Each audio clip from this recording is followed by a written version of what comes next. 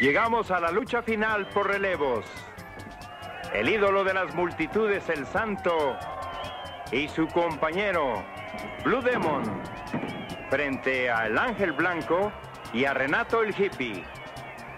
Pepe, al hablar del cine mexicano en Latinoamérica, lo primero que a uno se le ocurre, pues obviamente es el cine de charros, de música, Sí. de cantantes.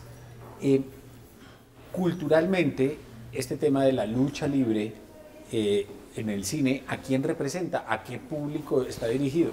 Bueno, está obviamente dirigido a las clases populares, pero el cine de luchadores tiene una importancia capital porque dejaba tan buenos dividendos en la taquilla que con las ganancias del cine de luchadores se hacía el otro cine mexicano, el que iba a los festivales como San Sebastián, Cartagena. O sea, con ese dinero se hacía el otro cine mexicano. Eso todavía aún hoy está mal visto. O sea, los críticos exquisitos de cine mexicano no les cae muy bien el 20 de que así era. García Riera tampoco lo reconoció en su momento. Con el dinero que dejaba el cine de luchadores, por ejemplo, las películas del Santo o incluso las de Capulina, que eran de otro corte, dejaban mucho dinero en la taquilla y con ese dinero se hacía el otro cine. Pero eran de bajo presupuesto. ¿Qué tan de bajo presupuesto? Pues había ahora sí que de todo. El Santo se quejaba mucho, por ejemplo, de que había películas que parecía que costaban 3 pesos. Y él decía, como fuimos a grabar en Haití una película de brujería y eso, y parece que le hicimos con 3 pesos.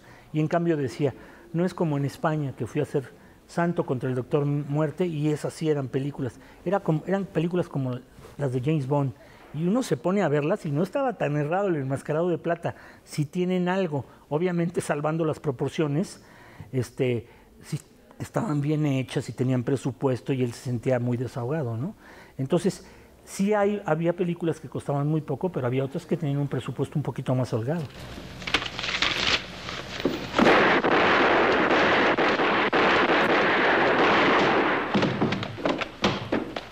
¡Quietos todos!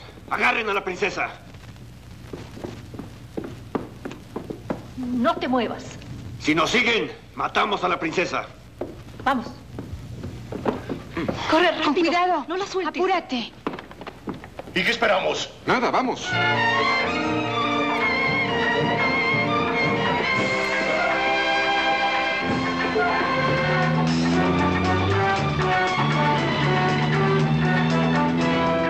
Ya nos El auto dejaron. tiene las llaves puestas.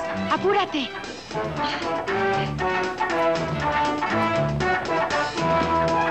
Súbete.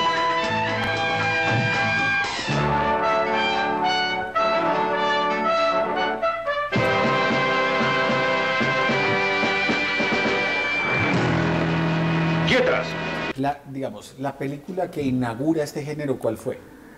La que inaugura el cine de luchadores son 4. Huracán Ramírez, El Luchador Fenómeno, El Enmascarado de Plata y La Bestia Magnífica. Curiosamente, El Enmascarado de Plata uno puede pensar, es una película del Santo. No, El Enmascarado de Plata era el villano de la película, con una máscara muy parecida a la del Santo, pero con unos rayos negros, y el héroe de la película era el médico asesino. Desde luego le quitaron el mote de asesino porque como que no funcionaba por un héroe, pero le decían el médico.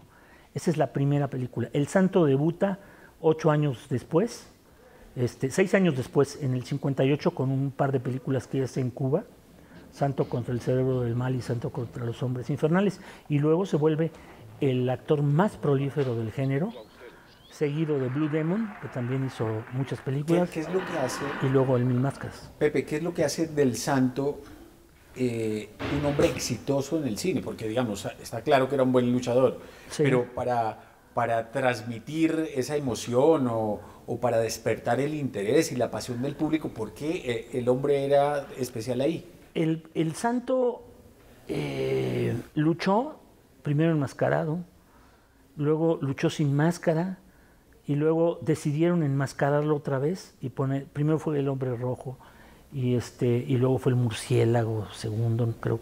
El caso es que no podía usar esos nombres y eso, y finalmente cuenta la leyenda que un referee que se llamaba Jesús Lomelí lo enmascaró y le dijo: vas a ser un luchador de estas características y tu nombre de batalla va a ser el Santo, y era rudo.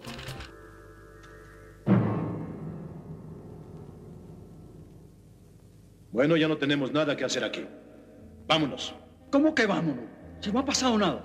¿Y qué quieres que pase? Algo, que apareciera un fantasma, un espanto, algo. Porque esta señora ni fu ni fa.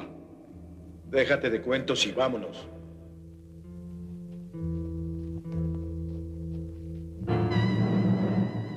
¡Santo! ¡Santo! Doña Eugenia se movió. Tiene 295 años de muerta. Tendrá 2000. Pero se movió la condenada.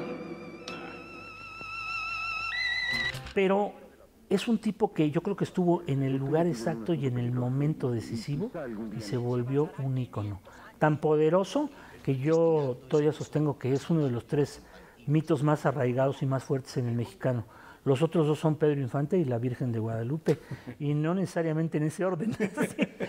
Pero al Santo se le dio todo, nunca se lastimó, fue un luchador exitoso. Él decía que él era un simple obrero de la lucha libre, nunca se le subió la fama y era muy querido.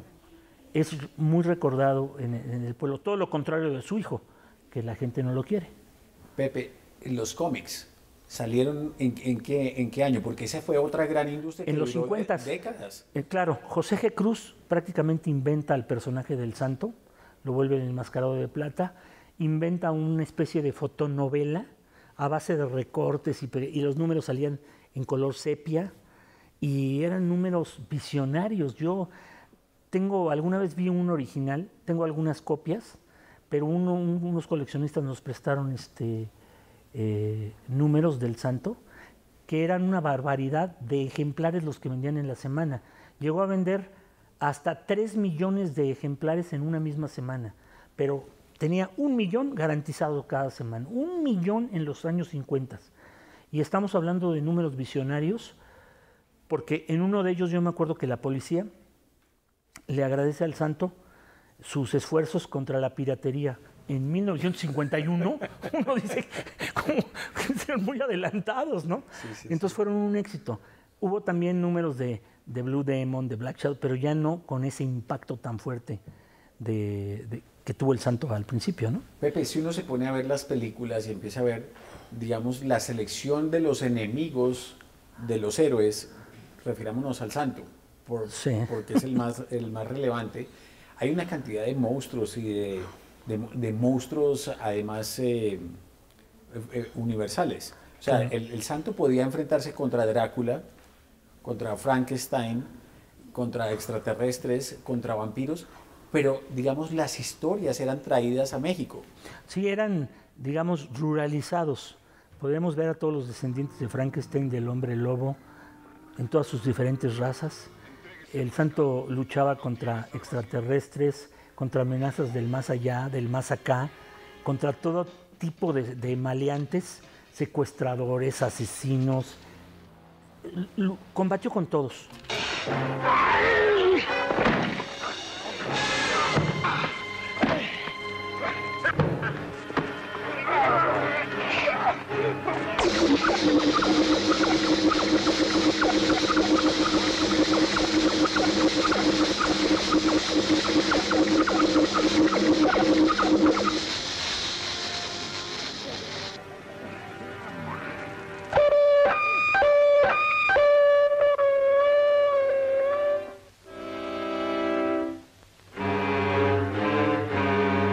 Yo le decía al Santo,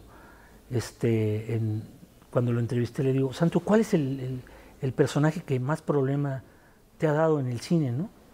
¿Cuál es el monstruo con el que más has batallado? Y me decía él, no, manito, ninguno, porque te voy a hacer una revelación. Todos son luchadores, me decía.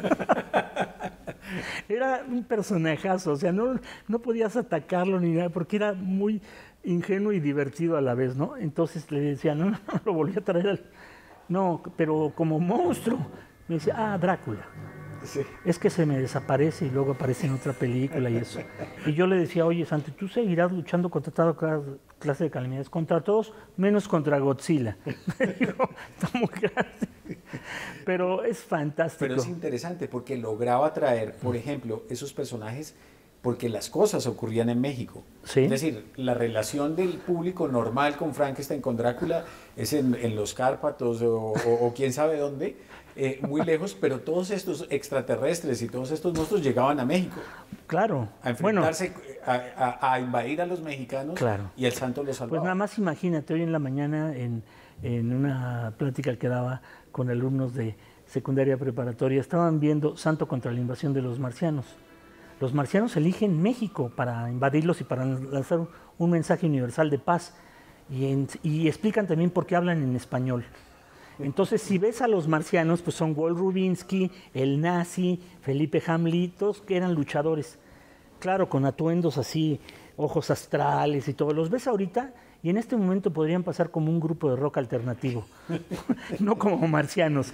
Pero sin embargo es muy divertido. Y yo le venía platicando a las gentes que nos trajeron anécdotas así de que, bueno, en esa película, el santo, que es el héroe mitológico, llega tarde a la ciudad donde ha aterrizado un platillo, y el llegar tarde le cuesta a 40 niños que los pulvericen los marcianos. Entonces el enmascarado de plata debió haber sido llevado a juicio ahí por haber llegado tarde, ¿no? Y tienen cantidad de interpretaciones muy divertidas. Es un cine que admite cosas fantásticas, como la siguiente anécdota. Nosotros entrevistamos a Blue Demon antes también de morir, y yo le decía a Blue Demon, oiga Demon, usted y el Mil Máscaras protagonizaron Las momias de Guanajuato, y están ustedes durante toda la película combatiendo a las momias, pero pues no pueden derrotarlas, y tiene que llegar el santo al final, en los últimos 10 minutos, a resolverles el enigma y acabar con las momias con un lanzallamas, y eso que decían que nunca usaba armas, con un lanzallamas. Entonces viene a ayudarlos, pero ¿cómo es posible si la película es de ustedes? Y Blue Demon dice, muy serio, pues a mí no me ayudó. A lo mejor al Mil Máscaras lo ayudó, pero a mí no. Así eran. O sea, viviendo otra realidad, ¿no?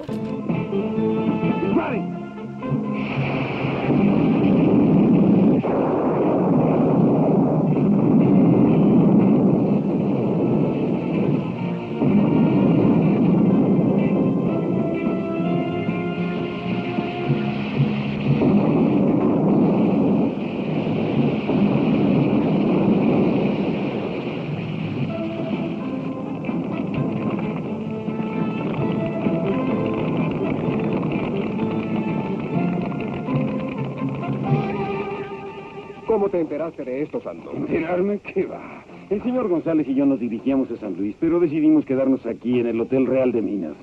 Pero al llegar al acueducto, esas horribles momias atacaron al santo. Y pensar que yo creía que todo esto era una leyenda de mi antepasado.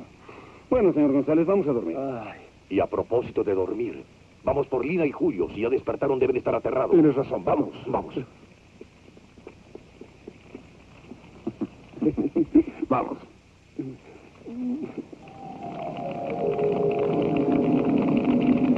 Pepe, leí en el libro algo que me pareció muy interesante, y es que muchas de las locaciones de las películas de luchadores, además de esos escenarios fantásticos y todo eso, eran las casas y los hogares de habitación de los luchadores o de gente común y corriente en México. Sí. ¿Eso qué efecto tenía, digamos, en el relacionamiento con el público? Bueno, sí se filmaban, de repente veía los presupuestos eran muy irrisorios, se filmaban así, pero también había cosas muy curiosas. Por ejemplo, en Coyoacán, que es un barrio así distinguido de alcurnia y todo allá en México, se filmó una película que se llama Los vampiros de Coyoacán, con el Mil Máscaras y eso. Entonces es una trama de vampiros y todo eso, ¿no? Y nosotros decíamos en el libro que después de la película y de los años que han pasado y ahora que la recopilamos, que todavía la culta e intelectual sociedad coyoacanense niega la existencia de la casa de los vampiros en Coyoacán. ¿Cómo es posible que haya vampiros aquí? Decían, ¿no? Había un mensaje social ahí. Sí. Muy claro. Entonces, eso agrégalo a 20,000 historias divertidas de la época, que tienen mucho sabor, que identifican un México que ya no lo puedes ver si no es a través de esas películas. Y bueno, rescatan parte de la historia que gracias al cine, a este tipo de cine, al cine, se puede ver. Tú puedes ver cómo eran las costumbres de la época, los lugares, las carreteras, las calles, los edificios, que ya algunos ya no existen. Ya no existen. Pepe, ¿cómo funcionó la presencia de personajes importantes de otros ámbitos de la vida mexicana en las películas de luchadores? Por ejemplo, aparece Capulina, el humorista, en varias películas de luchadores, y aparece el boxeador famoso Mantequilla Nápoles, claro, y otras personalidades. Pues eran, yo creo que para aprovechar y de alguna manera promocionar un cierto éxito, Mantequilla fue un boxeador muy extraordinario, y bueno, Capulina era el rey del humorismo blanco, ¿no? Te voy a enseñar unas llaves. Oh, no me vaciles, Santo. Está bien, lo haré. Si te encuentras un tipo que te avienta un golpe así, ¿qué harías? Yo lo paro así. Te pego. Vamos a ver si aprendiste. Si te avienta el golpe así, ¿qué harías? Y así.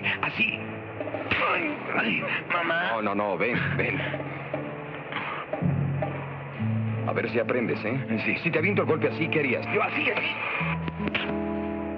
No nos explicamos por qué el Santo no le aplicaba a él la llave de a caballo y lo rendía finalmente, pero bueno. Pero entraron muchos, o sea, había muchos actores. Carlos Ancira, que es fue un gran actor de teatro, también salía en esas películas, ¿no? Entonces, generaban mucha polémica, como por ejemplo las dobles versiones de algunas películas, como Santo en El Tesoro de Drácula y su versión de exportación, que era El Vampiro y el Sexo, que produjo oleadas de tinta escrita de por qué estaba prohibida, si existía, si no existía. Hubo problemas en el Festival de Cine de Guadalajara, ya estaba autorizada, luego no la... Total, ahora la ves y eres de un candor que te tienes que reír, y además el Santo no sale en ninguna de esas escenas. Eran versiones para exportación que yo creo que ni se daba cuenta que estaban filmadas, ¿no? Sin embargo, bueno, creaban mucha polémica y leyendas urbanas y todo eso. Pues todo eso se refleja en este tipo de cine, ¿no?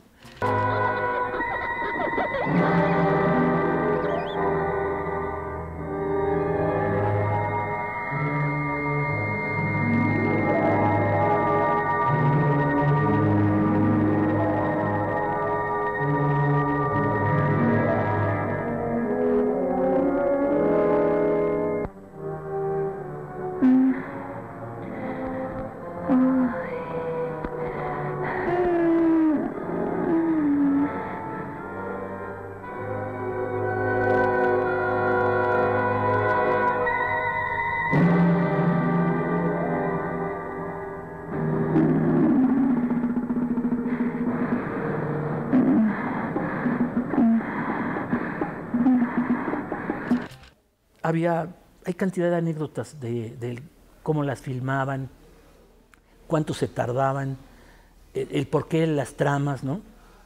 Y como tú dices, o sea, enfrentar al luchador contra amenazas que eran impensables, ¿no?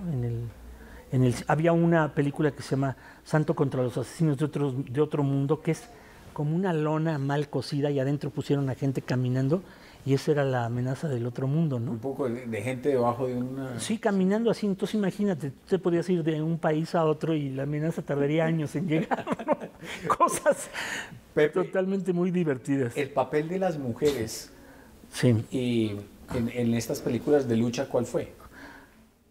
Es muy variado. Había desde heroínas enmascaradas hasta marcianas, muy respetables y guapas y todo, y eran pues las vedettes de la época, ¿no? O vampiras que enseñaban generosamente los senos y las nalgas, y era lo único, pero así como velado, ¿no?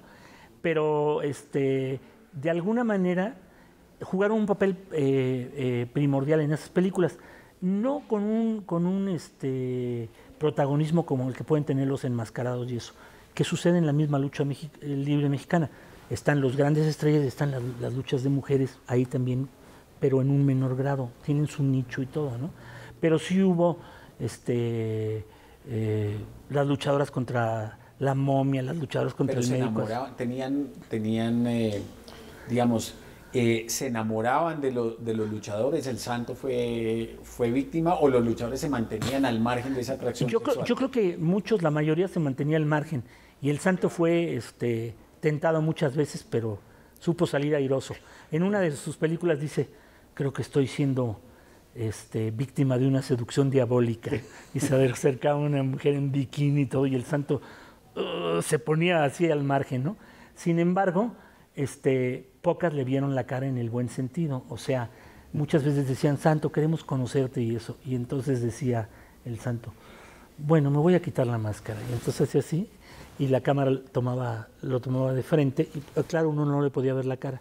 Lo veía la muchacha y él se ponía la máscara. Que en realidad esas escenas las hacía su hijo mayor, Alejandro.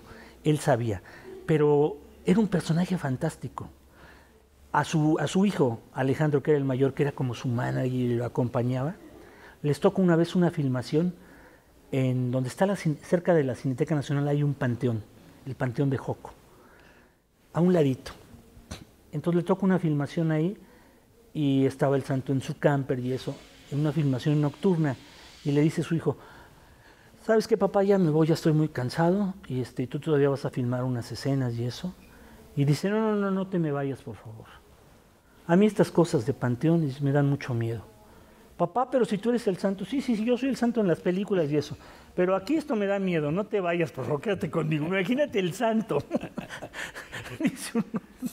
Pepe, ¿qué pasó con la industria del cine y la lucha libre después de los 20 años de furor?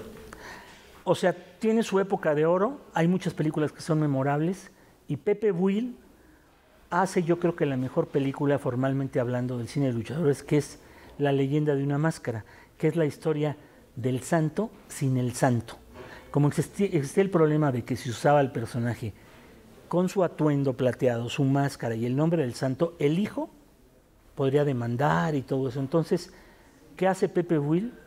Que ya había hecho previamente un documental que se llama Dios, ídolo mío, como trabajo de tesis, donde empezó muy formalmente un documental y luego terminó una parodia divertidísima, que es un homenaje al personaje. Dice: pues voy a hacer la historia del santo sin el santo. Entonces inventa al ángel enmascarado, que es Héctor Bonilla, y a un periodista, que es Damián Alcázar, que es una figura del cine mexicano, que es un periodista que le encarga a su jefe, que es Pedro Armendáriz, de una revista muy importante de lucha libre, que investigue la muerte del personaje que había atrás, su doble personalidad y todo eso. Entonces hace La leyenda de una máscara, que gana 4 Arieles. Y es una gran película y es una parodia sobre el personaje que está representado por Héctor Bonilla, y se narra todo el ascenso, cómo enmascaran al santo, cómo es su desarrollo hasta volverse un ídolo, cómo tiene un hijo y era un mujeriego, y va al hospital, y su esposa, que es María Rojo, le dice: quiero ver a mi hijo, y lo levanta y es un bebé con una mascarita y todo, y dice: está hecho. ¿El bebé mascaradito? Sí, ha hecho mi imagen y semejanza y todo. Y es una historia divertidísima, donde Damián Alcázar, te digo, personifica a Olmo Robles, que es un periodista que está investigando y todo, y se encuentra al santo y lo acorrala y le dice: mire, joven, que es Héctor Bonilla, yo soy un personaje, un héroe de carne y hueso, aquí está mi credencial, y saca una credencial del PRI y todo, aquí dice que yo sí existo. Entonces es una gran película de lucha libre, formalmente a lo mejor porque es una película de época. En la medida en que se hagan ese tipo de rescates de ese tipo de cine, en este caso el cine de luchadores, van a tener éxito. ¿Qué está pasando con la industria del cine de lucha hoy en día? Hacen cosas muy fantásticas. El hijo de Julio Aldama, que protagonizó en su momento al señor Tormenta en un díptico, pues ha hecho muchas películas de luchadores con el trío Fantasía, que es Super Ratón, Super Muñeco y otros luchadores así enmascarados, pero ha hecho películas como si fueran videojuegos muy rápidas y eso. Se sigue haciendo cine de luchadores. Hay muchos estudiantes que lo toman como trabajo de tesis, o películas que hacen cineastas independientes con el tema de la lucha libre o de aventuras y todo. O sea, se sigue haciendo, pero todavía no hay la gran película que vuelva a resucitar el género. Que aparte es un género que no necesita resurrección, está vivo perennemente.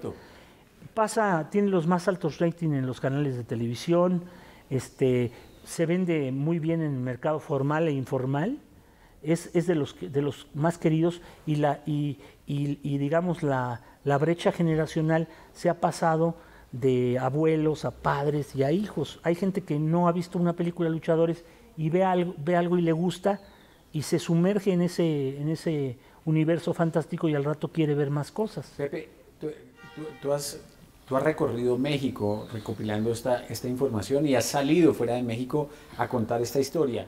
¿Cómo se ve desde afuera, pero particularmente en América Latina, por ejemplo, el tema de la lucha libre y cómo se vive, cómo se aprecia? ¿Qué te llama la atención? Bueno, llega mucha gente, turistas a México o gente del extranjero, y lo primero que quieren ir es a la lucha libre, a las arenas, para comprarse su máscara, para meterse, para ver el espectáculo, comprar revistas. Los japoneses se quieren llevar todo lo que pueden de la lucha libre mexicana porque en Japón es muy venerado el espectáculo del pancracio y les gusta mucho. Y es una fascinación. Hay mucha gente, no solamente público, hay directores de cine que llegan a México y en lugar de ver las películas del cine mexicano así intelectual y todo, quieren ver las del Santo. Entonces es un fenómeno que es como hay que ir o hay que conocer, y entonces la gente llega y quiere ir a la Arena México y quiere ver. ¿Por qué se llama el espectáculo del pancracio? Porque así le dicen, yo creo que los griegos dicen los reyes del pancracio, y además porque muchos cronistas, entre ellos el mago Septién, hacía unas narraciones así que decía, suben los dioses del Olimpo y se tiran un top, y inventaron toda una parafernalia de narración de la lucha libre muy divertida, ¿no? Pepe, ¿en qué proyectos estás ahora relacionados con el cine? Raúl Criollo y yo estamos haciendo un libro de cine sobre el cine bizarro mexicano, y la gente nos dice, ¿pero para qué hacen un libro de cine bizarro mexicano si todo el cine mexicano es bizarro? Les decimos, bueno, no todo. Hay muchas películas muy divertidas de Video Home, algunas visionarias de lo que se hacía de cine violento, del narco, antes de que surgieran los Zetas y todo eso, ¿no? En todos los aspectos. Tú puedes ver, por ejemplo, hay una película que se llama Qué lindo cha-cha-cha, que es una comedia en donde hay un pueblo en México donde el bien está subiendo sus bonos en contra del mal, ¿no? Y entonces el mismísimo Satanás dice, esto no puede pasar, y manda un demonio, y entonces ese demonio se le mete al cuerpo a un charro broncudo, y es el primer caso de posesión satánico antes del bebé de Rosemary. Entonces, ahí está ese. Hay muchos ejemplos muy divertidos de este tipo de cine. O se hicieron, por ejemplo, en algún momento películas de Fu Manchu, no sé si las conozcas, sí, que era un mago, ilusionista y todo, que salía en las carpas. Pero no estamos hablando del Fu Manchu mexicano. Era un inglés que se llamaba David T. Bamber y era mago, ilusionista, hacía en teatros y en carpas, hacía sus espectáculos de ilusionismo, muy divertidos, tienen mucho sentido del humor, y aparte en sus ratos libres ayudaba a la policía a solucionar misterios así de novias desaparecidas, asesinatos en los estudios, que eran muy premonitorios. Una película de Fu Manchu que se llama Asesinato en los estudios justamente, vaticinó o anticipó la muerte de Brandon Lee en El Cuervo. Es igual, pero esta se hizo antes. Entonces son películas que tienen un sabor muy especial. A los críticos exquisitos de México no les gustan. Y dicen, ay, las películas de Fu Manchu, ¿cómo es posible? Que quién sabe qué. Pero uno les dice, oye, pero ¿tú sabes quién fotografió las películas de Fu Manchu? Que algunas las dirigió Cardona y otros directores. No, Gabriel Figueroa. Ah, claro, las películas de Fu Manchu. Y entonces sí, cambia la perspectiva. Entonces, muchas películas que también eran fustigadas por críticos que ven todo el cine posible que pueden ver, como Jorge Ayala Blanco, que decía, estas son las peores películas. Los títulos los dicen todos. La venganza de los Punks, Intrépidos Punks, Masacre en el río Tula, El violador infernal, que eran las peores películas enlatadas por violencia, por excesos inimaginables y todo. Entonces las sataniza totalmente en sus libros. La gente lee esos libros y dice, yo quiero ver estas películas. Claro. Y resulta que son muy divertidas y todo. Entonces es una revalidación de ese cine que es popular, que no es intelectual, que no es de las grandes masas, pero que es muy divertido y lo puedes ver en la televisión y ahora en internet y lo puedes bajar y hacer todo. Entonces queremos reivindicar de alguna manera ese tipo de cine que era muy divertido y que tiene títulos fantásticos, ¿no? Hay un título emblemático que es Se chingaron al candidato Coloso. Uno dice, ¿qué? Pues es una película que existe. O cuando mataron a Paco Stanley hicieron otra, La muerte del Paco S. Y entonces las ves y son muy divertidas. Tienen cosas así que tú dices, ¿qué pasa, no? O los títulos, La Suburban Rosita. Imagínate, ¿no? Tú dices, El clon de Hitler. Entonces es otro mundo, ahora sí que mágico y misterioso, de otro cine mexicano que no es muy conocido, pero que ahí está. Pepe, vamos a esperar con mucha ansiedad, mucha curiosidad este nuevo trabajo. Mil gracias por haber aceptado esta invitación. No, al contrario, fue un placer estar con ustedes. Lo mismo.